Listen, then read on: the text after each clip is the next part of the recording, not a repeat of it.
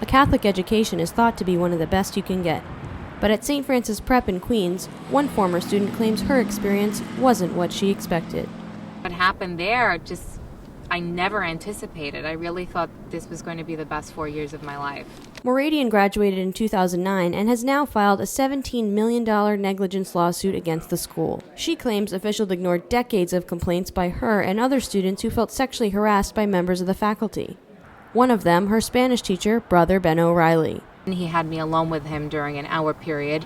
He took my hands in his and he said to me, "My goal in life is to give you pleasure." Moradian says Brother Ben was eventually fired from his position as a teacher, but he was still allowed to live at the school, which made things very uncomfortable for her. Some wonder why Moradian, who's now in her 20s, waited 4 years to file a lawsuit against the school.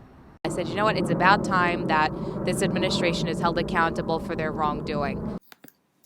Felicia is not alone. There are 3 other lawsuits against the school for sexual misconduct, abuse, and defamation.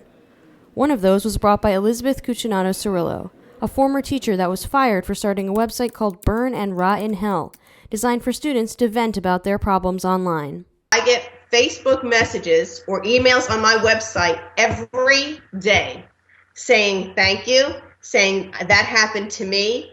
Former students aren't sure what to believe. This is true. It's terrible, but a lot of people are outraged, and it should be that school that we care about from an administrative standpoint is covering things that it's not, but doesn't represent.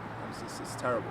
You hear their responses, and it's typical, like, oh well, we don't know what happened, and we're not gonna sit by and let these allocations yada yada yada, and it just seems classic of them to do that.